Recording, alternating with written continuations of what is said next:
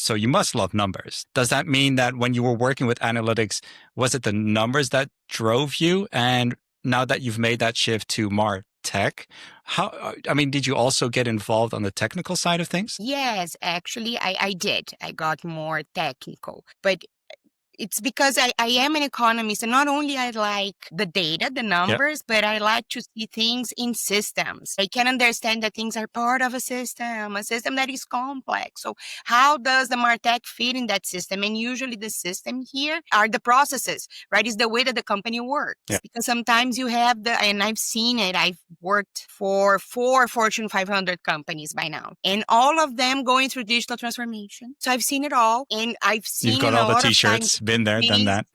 right? Exactly. And then you see that awesome platform, but then the teams weren't ready, or the money went to the license. There's no money for training. Oh my God. Yeah. Right? Yeah. Or it's something that was imposed by the headquarters. And then, like, for in Latin America, it's impossibly expensive. So it's like, no, we're not going to make any profit because we have no money. It's like having a Cadillac and not having the money for the gas, or not being able to go charge an electrical charger. It's weird, right?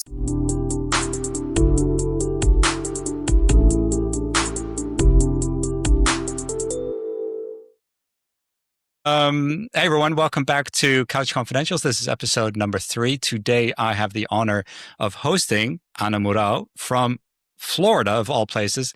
But don't let that deceive you. She has international experience working a lot with Latin American brands, especially in Martech. Thank you very much, Ana, for joining me today.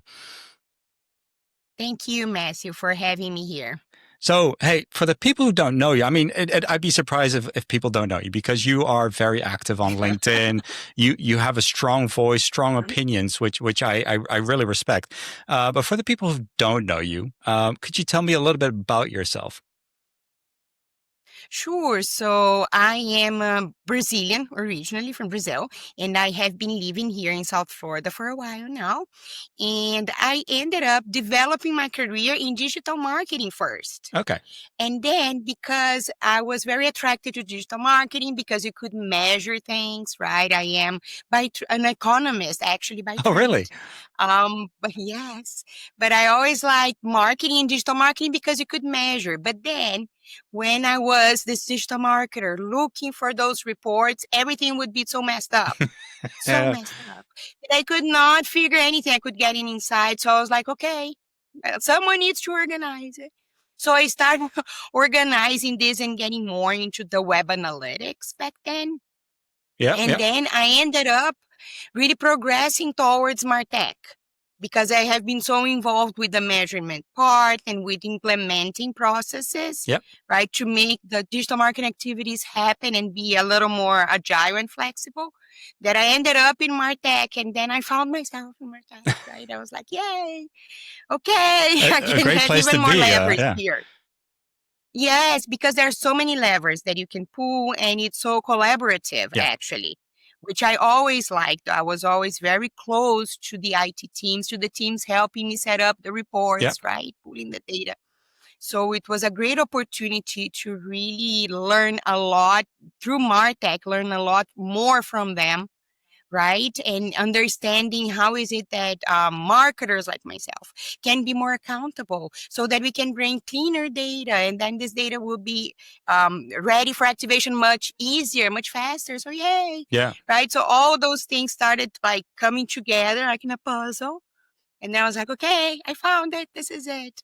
But again, because I had this background in organizing those processes, I think Yeah. that has helped me a lot in seeing the value and the beauty in my tech. So Well, to I'll share the sentiments around the beauty of it. There's something truly fascinating about Martech in general, as you know, and from the conversations that we've shared. I really focus on CDPs, and I always tell people, and even my wife knows it. She said, you can wake me up for CDPs anytime. If you want to have a discussion about it, let's go.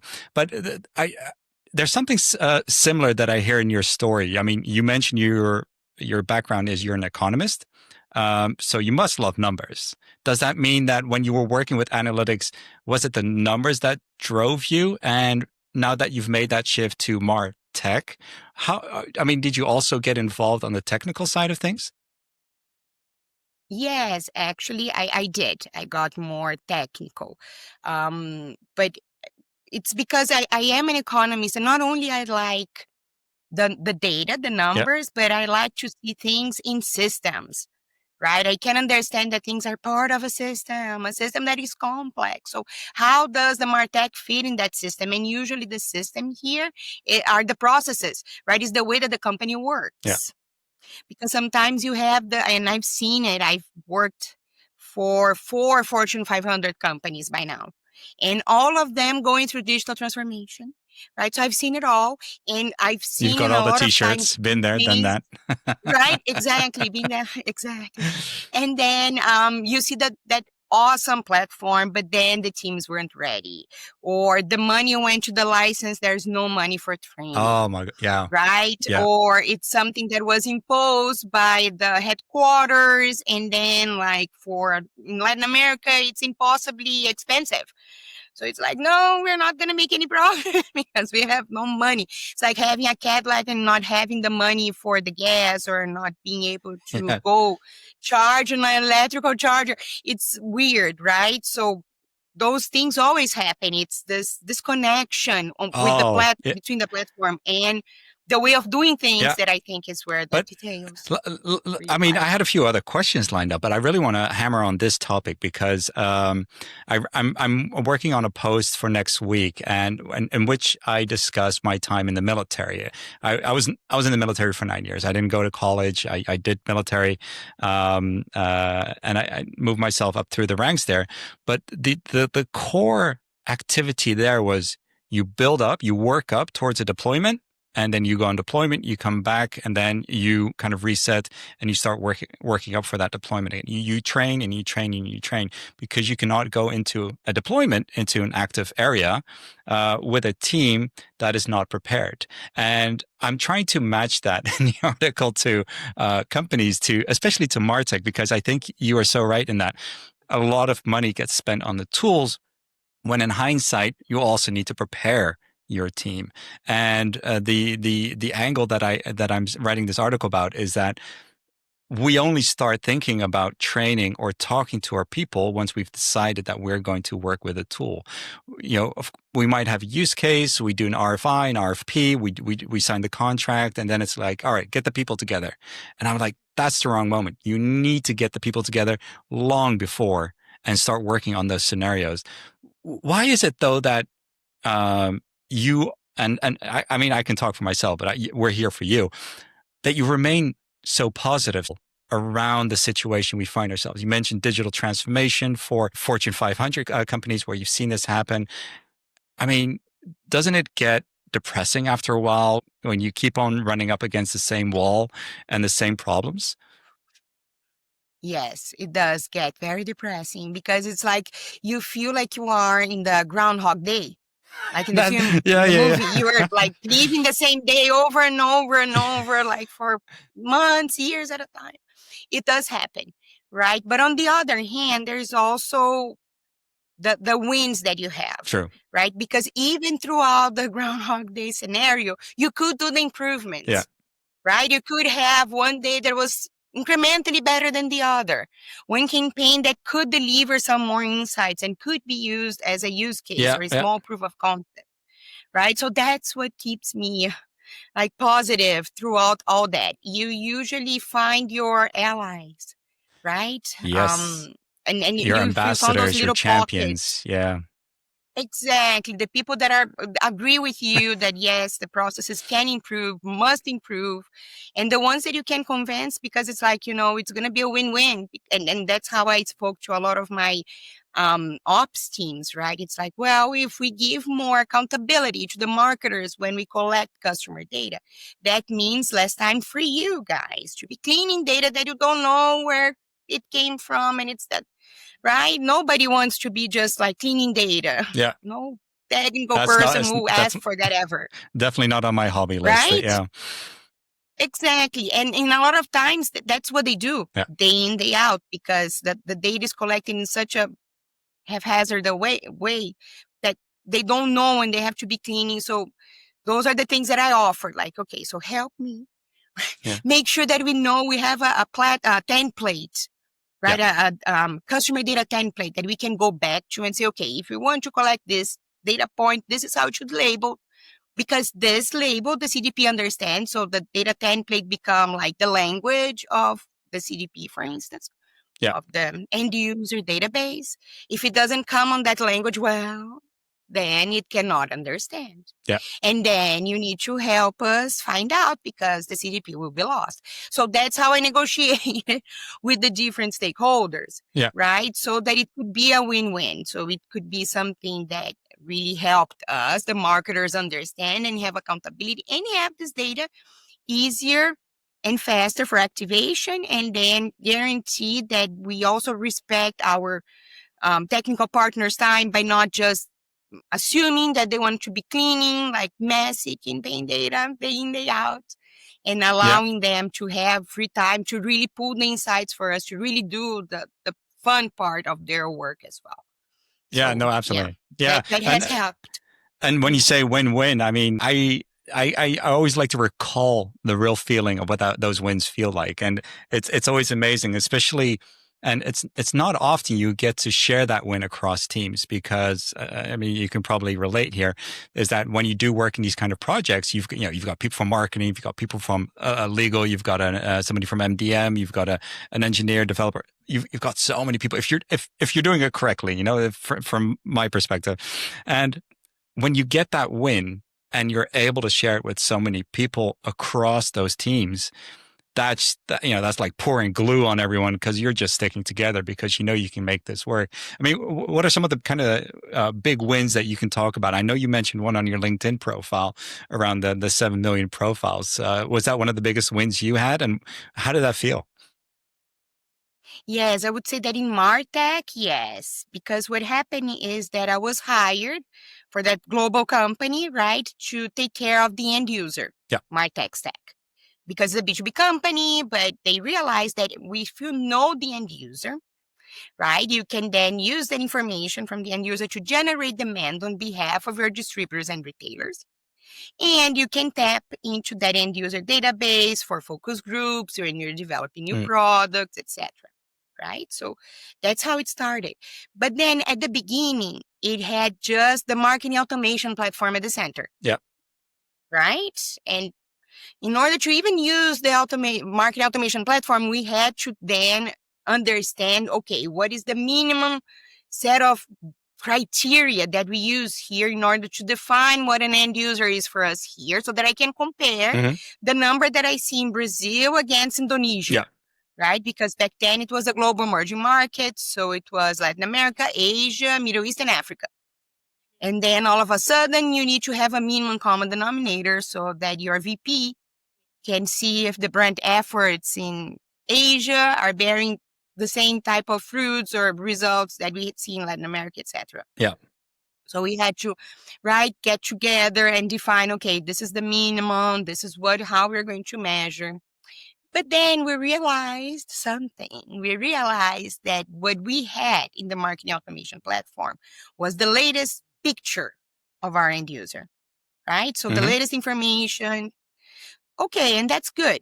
But for the company that I was working with, what actually really, really mattered was to have a 360-degree view. Not the latest picture, but have like an album of pictures. Yeah. Right? One that goes from the beginning and then shows growth. So the idea here is not just to have the latest information, but to understand that Matthew actually signed up with us via branded site 6 months ago. And since then, I probably did, actually. I know the brand you're mentioning, but I probably did. Right? Thank you. So, and then after that, he opened 3 e-commerce emails, did not open any educational email or communication, etc. Visited our site again, this type of product category. So that's really where the value was for us. And then we realized, okay, the market automation platform cannot give us that. Yeah. Right? We need to have this information over time. Yeah. And then I worked very closely with the technical team. Back then, they were called the data science team. And then we started researching, okay, what type of database should we have? And because all the questions that we had were marketing related, commercial related questions, we realized that a customer data platform would be the best type of database. A quick Right? And that's interruption here. When you talked with yes. the data scientist, did you get friction in terms of understanding what the goal for marketing was at that point? Did you have to translate into their language, so to speak? Yes, absolutely. Absolutely. And I had to help them manage expectations a lot. Oh, okay. Right? Because back then, and we're talking here like 5-6 years ago, and it was a very expensive proposition for this company. Yeah. First time ever spending that amount of money on a database for end users.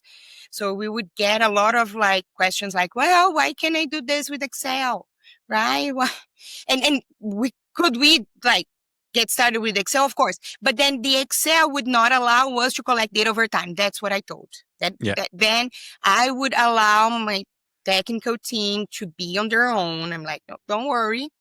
Right? Let me align this expectation, right? And then I would go to like my boss, to the VP, to the business stakeholder, and I would explain, okay, of course we can do that for less money. Of course we could get started with Excel, but then you told yourself that you want to have this 360-degree view that grows over time and that Excel cannot give you. Yeah. That's the technology a CDP can give you, right? And that's how we were like, okay, so let's do a proof of concept. So we started with a proof of concept, like a small but significant sample, right? Yeah. So we got like two markets, one brand each, and one market had some specificities that made it a little different from the others, and we had to accommodate those specificities, right? It was a big market for us in Latin America. So we used those two smaller examples into a proof of concept. So we kicked the tires, right? Yeah. And funnily enough, when we were going to the proof of concept, we lost our data integration engineer. So it was just like the business analyst and me. Yeah. I don't program. Technical debts already started before you even had the proof of concept finished. Right. Yeah. It was, oh my goodness. But then the vendor really stepped in and helped, like literally helped. So they were very hands-on with us. That's why we chose them, because they could offer. It was not because the runner-up was more like, choose your adventure with us, right? Go and implement. It's so easy. Like nothing is easy for a company our size. Nothing. Right? Please, we need hand-holding. Yeah. And then the one that we selected could do that for us. In fact, that was awesome. And then we could do it. So, okay, then we went out and hired another data integration engineer, right? We did the team. And then we could do it. We could really like roll out to all 20 markets, different brands, different languages. Wow. And the reason we did it, and it still stands, is because of governance, right? Because I went to the data integration engineers and I asked, okay, so how do we avoid the mess that we are seeing here? They're like, well, we should know what type of data is coming. Yeah. I'm like, okay, what does that mean? And then they explain, I'm like, okay, so if it can start with an Excel spreadsheet, and I can do an Excel spreadsheet, okay? Business stakeholders can understand an Excel spreadsheet. It helps them. Her words, not mine. I'm not trying to be condescending. No. Yes, and I'm not trying to be condescending here because I am a business stakeholder myself. I get it. But then it's like, okay, so let's do the Excel spreadsheet. Yeah. So the data template become the spreadsheet, right? In one tab, those are the data points we have. And then in the other tab, those are the data choices. Those are the different data points per brand. Those are the translations for the languages we cover, right? And then because that I can organize with the other business stakeholders, there is no big dependency on the technical team at first, right? Because we collect that, and then I had the conversations with the technical team about, this should be a Boolean. This should be, right, an array, because we want to collect more of it's about the details. Data choices over time. Exactly. And then after I collected like what the business stakeholders wanted to see, what we wanted to see when we do an activation, then I turned that to the technical stakeholders, and then we had those conversations. And I could be that bridge, right? I could be the bridge that goes back to the business stakeholders and say, guys, so here we can have more of that information over time. And here, this data field here, we are going to use just the latest that we have, because that's how the activation works. And that's the beauty. I know how the marketing part works, because that's where I've been most of my career. And so I can cut the BS. I can say, okay, no, you're not. And a lot of times the business stakeholders will come and say, oh, I want to collect such and such data points. I'm like, okay, fine. Do you have content to use against these data points? No. So why are we collecting them now? Go develop the content, and then I'll be happy to help you collect. Because on our privacy policy, and you may have heard me saying that on LinkedIn, our privacy policy, we actually tell the end users that we only collect their data so that we can improve their experience. So if we don't have a way via content or some other way to improve their experience with the data we are collecting, we shouldn't be collecting at all. Sure. Until we are ready. That's purest form. Right? I mean, that's when I then connect with legal. That's when I say legal. I put a product we don't collect just for collecting. We follow the privacy policy. And that's how you collect those stakeholders and put them together. Sorry, didn't mean to. No. But I've got so many questions now, and I kind of I'll start with two of them. One is, you mentioned 5 to 6 years since you started, I believe, the whole POC. I mean, data governance, whole implementations. A lot of companies see them as, hey, we'll put it down. It's like plugging in a server, and it'll run. What have you done in those 5 to 6 years now to make sure that the governance doesn't fall behind? Governance is updated to maybe new strategies, new data sources, or new privacy policies. Is that, I mean, that has to be an active task. Is that something that you're pushing to others within the company, or does that still kind of fall with someone who needs to coordinate the whole CDP together? I think we have, I work for large companies, right? So we usually have those different teams, but I still think there should be someone coordinating, right? Someone connecting the dots, making sure that, there was an update on the privacy policy. How do we bring that to our day-to-day? Yeah. What do we the Martech whisperer, right? So to speak. Exactly. Yes, that's a good way of putting it. Or an integrator of sorts, right? Absolutely. So, but you, integrator. That there is this campaign, and it's a great opportunity to collect a new data point or to measure a new behavior for us. So let's make sure that we bring that back to our technical stakeholders, right? So that we can prepare the CDP. If it's a new data point, we need to make sure that we can ingest that data, digest, etc. So I think that in many cases, not only this person is missing in a lot of companies, but if someone steps up, is on the technical side. And I think it should be marketing. If it's marketing technology, right, the marketer needs to lean in. And the marketer needs to be that person that integrates. It doesn't need to be alone, right? It's not like you don't have to be Don Quixote against. No, that's not the idea.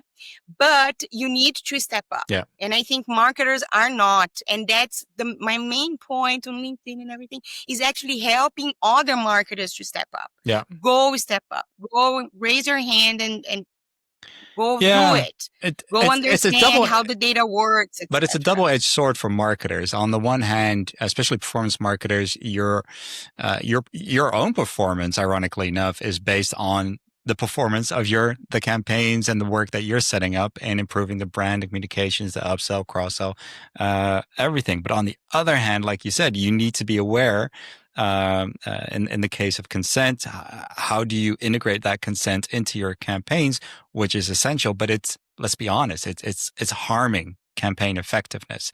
It's helping your customers. It's appeasing legal, but in the end, it will make it more difficult for you to do the work as a marketer. So I think I agree in that marketing should be involved with this, but the whole kind of, who should own it?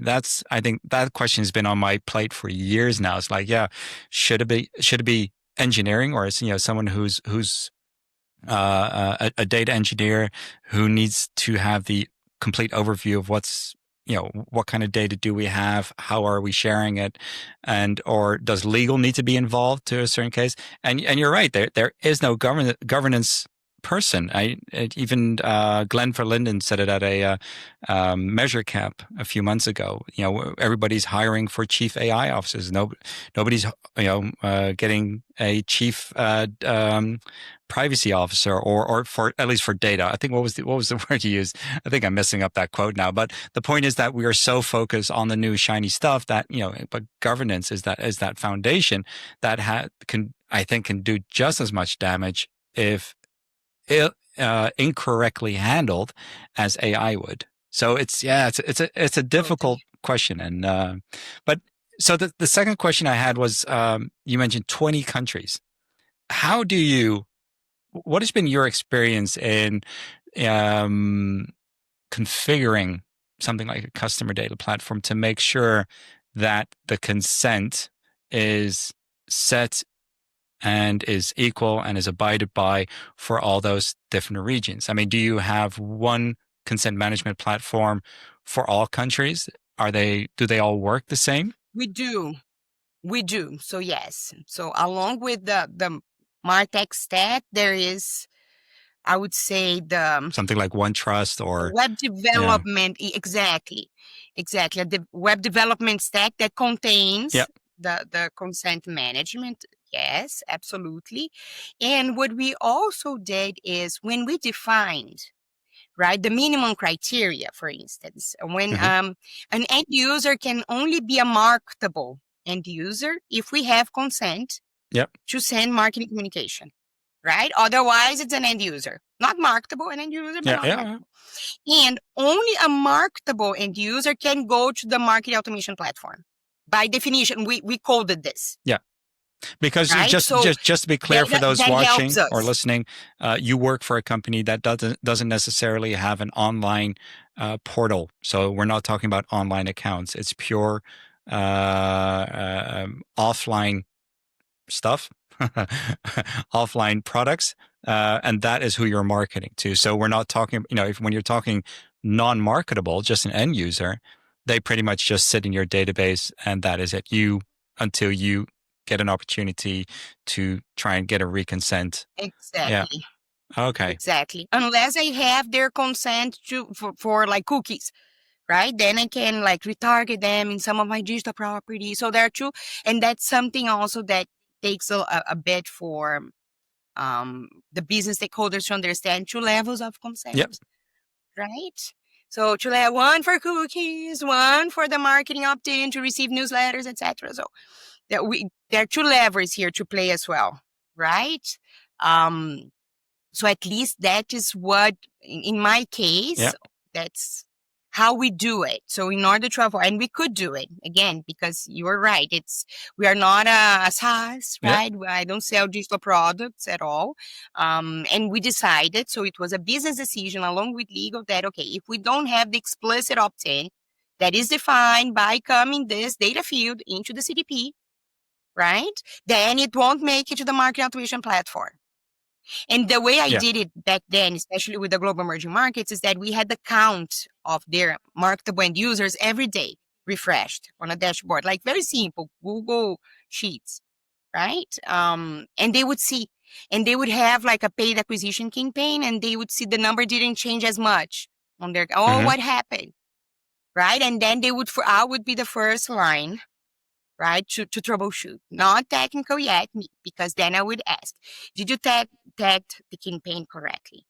Did you use the data fields, the data labels in the data fields as the template? If they're like, oh no, I forgot. Okay, we have a do-over. So we had a do-over system as well.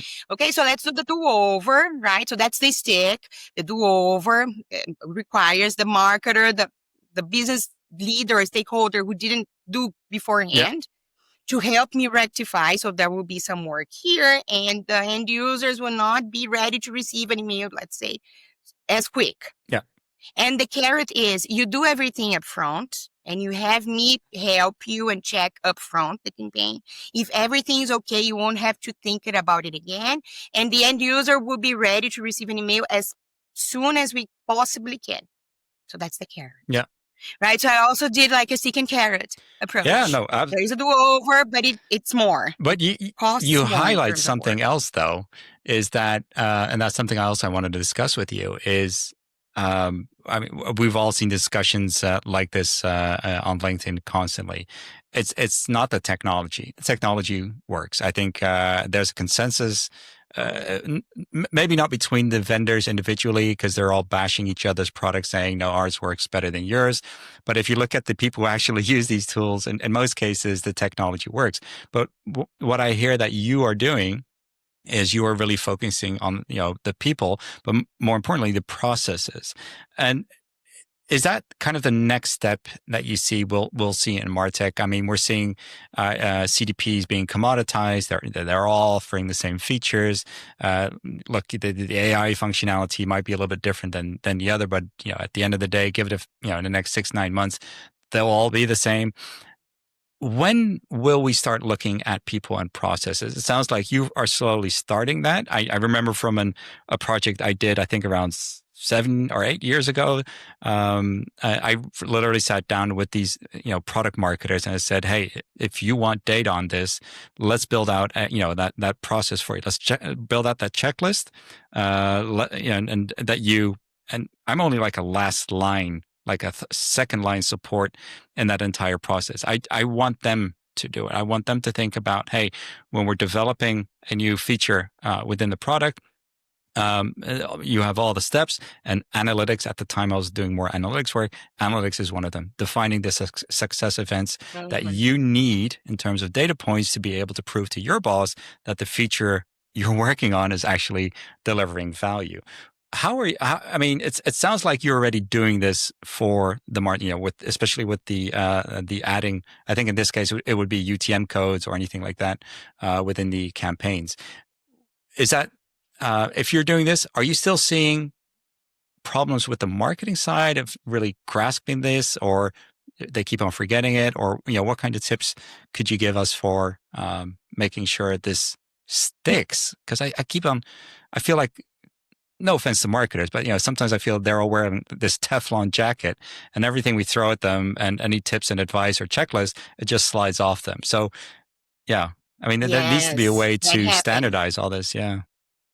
Yeah. So first of all, I'm not that type of marketer, right? So I'm the one agreeing with the others. Yes, there's Teflon and it's BS. We should be more accountable. I'm the first one to say, right? Yeah. So we should be more accountable. But I joke that marketers should take the opportunity not to be the Dilbert comic strip marketer. Remember the Dilbert comic strip? Yeah. Oh, that's a classic, right? Dilbert, yeah. So I'm like, let's not be that. Yeah. So it is hard. It is a hard work, a hard position, right? Because you have to be reminding them. And I think that what really helps, right? I think there are two things that help. Like in my case, few years ago, making the data more public helped. Yeah. Right? Internally, because if of course, you don't tag internally, exactly. If you don't tag a campaign, your VP won't see it on the dashboard, and that's a lost opportunity for you, marketer, for you, e-commerce leader, right? So that was my conversations with them. And again, there are do-overs, but then the do-over will have to come to me, and I'll have to ask you, why didn't you do it right? There's I put a little bit of friction so that it's uncomfortable enough that they remember next time that they should do it on the right way, because they won't have to deal with me as much, kind of. Right? Yeah, the Teflon remover. Yes, I think there in some cases you want to remove friction, and in some cases you want to put a little bit, right? So that the user, in this case, the business stakeholders, has to stop and think and then make the decision. And usually a lot of times this already helps, because when they stop and think, they're like, oh, let me get someone to help me. If I'm not sure, let me ask someone. Yeah.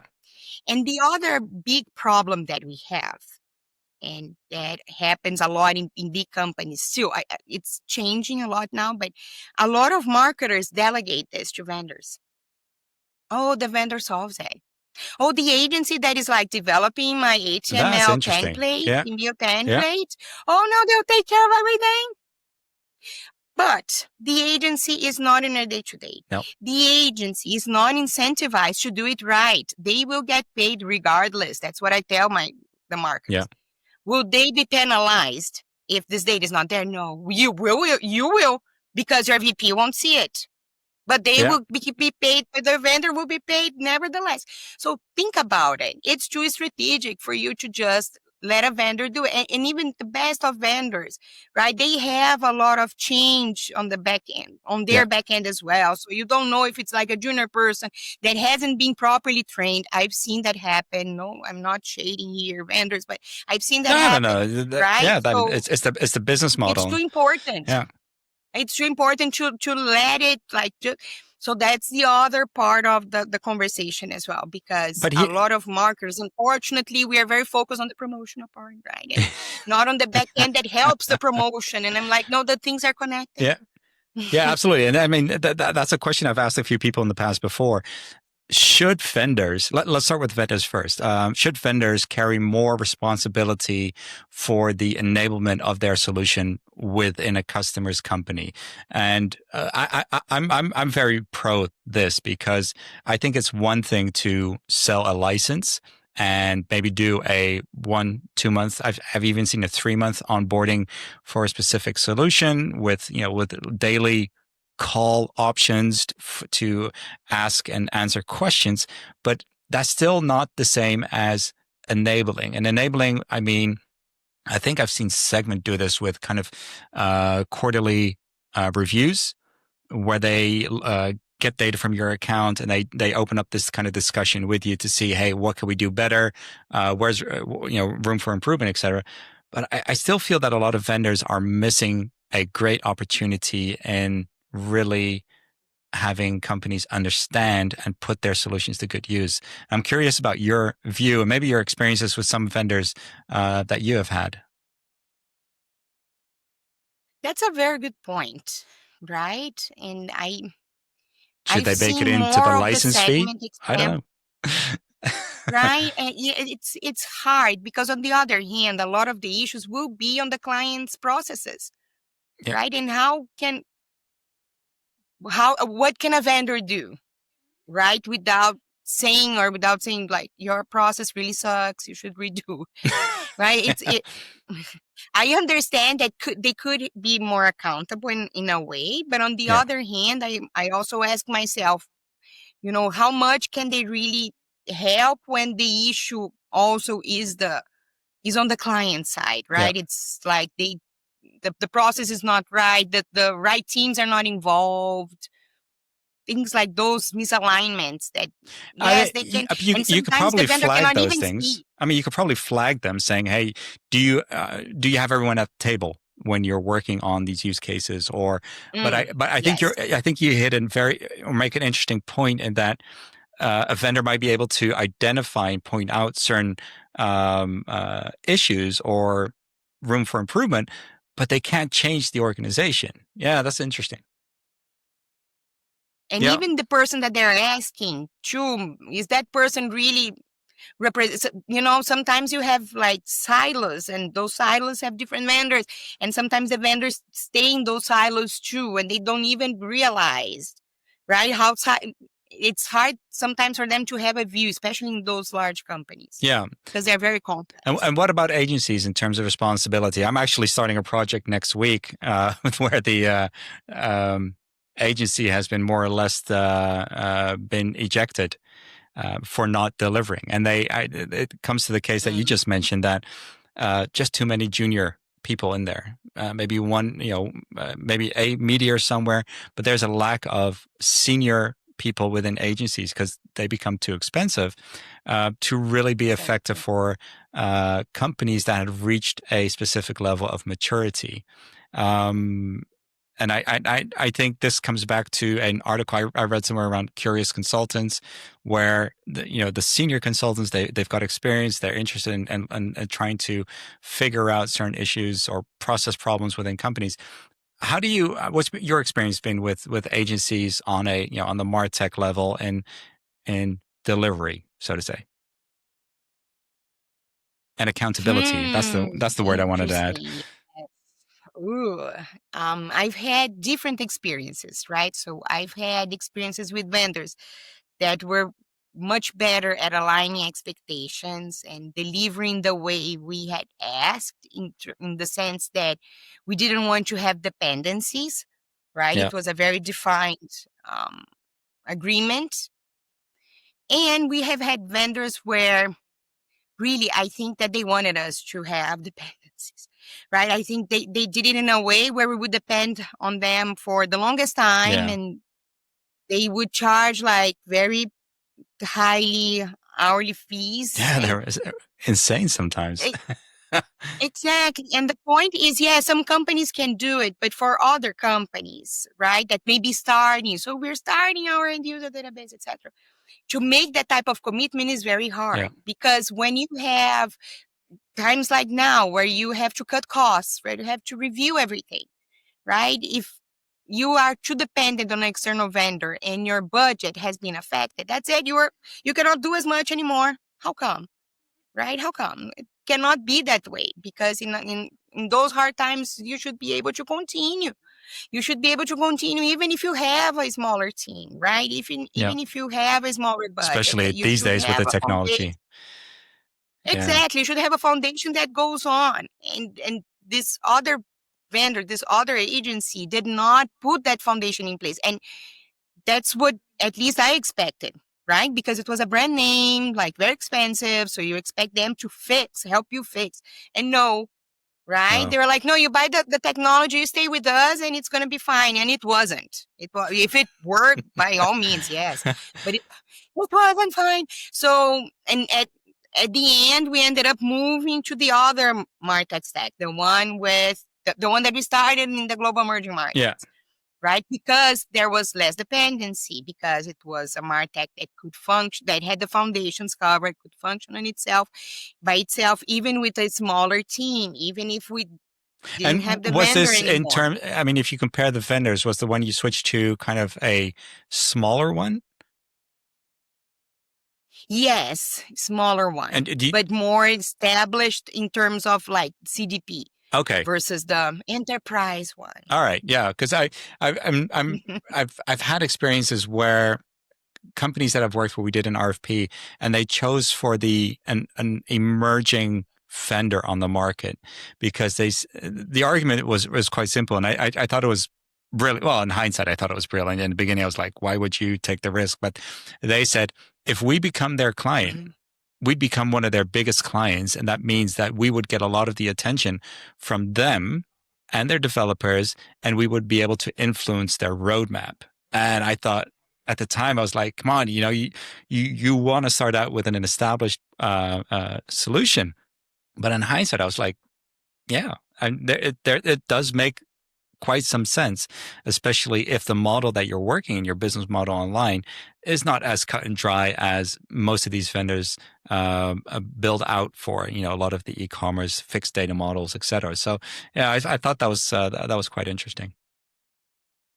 Exactly. And that's an opportunity as well. Yeah. That's a very so valid way of thinking. So listen, to round off a little, I'm curious. If you were, let's say you are in front of a class right now, you've got 10 new people saying, hey, I'm interested in Martech. What would be like the top 3 tips you would give them to start out their career? So we're talking about like business stakeholders, like myself? No, just people who they're fresh out of college. They said, "Hey, I've been reading so much about Martech now, and this is a business I want to get into as a practitioner." Someone kind of to follow in your footsteps. What would be kind of the top 3 tips that you would give them on their first day in class, so to speak? I would say that working in Martech gives you the opportunity to see many aspects and many parts of the business, actually, right? Not only the marketing and not only promotion. So please do not think that marketing is only promotion. Do not think that Martech is only promotion either, right? Actually, it's the other way around. I think that Martech can give the marketer, in this case, the opportunity to reconnect to the other piece of marketing, right? To go and understand how those other parts work, because they may interface, or they already interface with the technology that marketing interfaces with Martech. And I think that the most important part about Martech is really making those connections, connecting those dots, right? So it's more than, oh, I have the certification, or I code in language such and such, because as we are seeing with AI may take care of a lot of, right, coding or being certified, or deploying things in a certain format for a certain platform. But what AI is not doing yet is understanding how things are in your company, number one, how you can connect the dots, and how Martech can help not only the communication with the customer, the marketer, but also improve processes inside the company. And I think that's very overlooked. Yeah. Right? Because you have the opportunity to improve processes. You have the opportunity to launch a campaign in 3 weeks instead of 3 months. You have the opportunity to do more A/B testing, or you have the opportunity to do incrementality testing. Wow. Right? And before you didn't, or before to do incrementality test would take 6 months and 3 vendors, and now you can do in-house in 3 weeks. That is amazing. And there's a lot of value in there. And usually that value is not communicated to senior leadership, either leadership, technical, business, no, right? They don't hear about it. They don't understand it. Yeah. Right. And those gains are huge. And I think they really help realize the return over investment of Martech. And usually they are overlooked. So in our case, it helped, in the case for the company I work for, it helped decrease time to market. It helped decrease vendor reliance, right? Because now you can have platforms where you can have templates that you can reuse. So you don't have to be paying a vendor to create templates every time you need to launch a campaign. Yeah. Right? And if you have a change, someone from your marketing team can go and change a word, 2 words. You don't have to go and wait for the vendor to review everything. So you have also agility, flexibility. And that is very important nowadays. Because with agility and flexibility, again, if you don't have the same budget anymore, if you don't have the vendor such and such, wow, super duper anymore, you can still deliver. You are not like without anything. And I've seen marketers who then lose the budget and lose the vendor, and that's it. They don't know what to do. They feel lost. And that's a problem in my opinion. They feel exactly, it's like, oh my goodness, and now, and like, no, you cannot miss a bit, because in those companies, even you have like to build the plane while you're flying, like build the car while you're driving it. It's like super weird, but that's the way it is. You cannot say, oh, I don't have the resources, I cannot deliver anymore. That doesn't fly. It doesn't fly You anymore. have to find a way to deliver with what you have. So if your processes allow for some flexibility and agility, it's going to be beneficial to the marketer at the end. All right. Well, I think I lost count there of how many tips you just shared with us. I think we were talking about AI, flexibility, and if I summarize, leverage AI to help you with your productivity, remain flexible, and especially with the technology that's available these days, in combination with AI, you can still get a lot done. And I think the other one is make sure that you put yourself in a position where you have a kind of like a bird's eye view of what the company is doing. And I think from within that role within Martech, that is essential. It's core of your being within a company to make sure that you understand who's involved, and then also actually do something with it. Ana, thank you very much for your time today. It's been great talking to you, and I love hearing your the experiences that you've had to date, and being very forthcoming in or being open about those experiences. And it's good to resonate with someone who's who's experienced the same thing as I am. I know we do connect a lot on LinkedIn, but it's definitely more engaging to be talking to you one-to-one. So thanks again. Thank you for having me. I really like your content. So thank you for giving me the opportunity. And the last thing on the using AI, make sure that you don't put PII from your clients in AIs. If you don't know, check your company's like direction first. I need to say that because it's also like No, topic that has been coming up. So just especially when you getting out start there for sharing, marketers. especially when you start sharing the discussions like OpenAI recently had. That's mental. Anyway, thanks a lot, Yes. Anna, and I'll be seeing you on LinkedIn soon again. Bye. Thank you. Bye.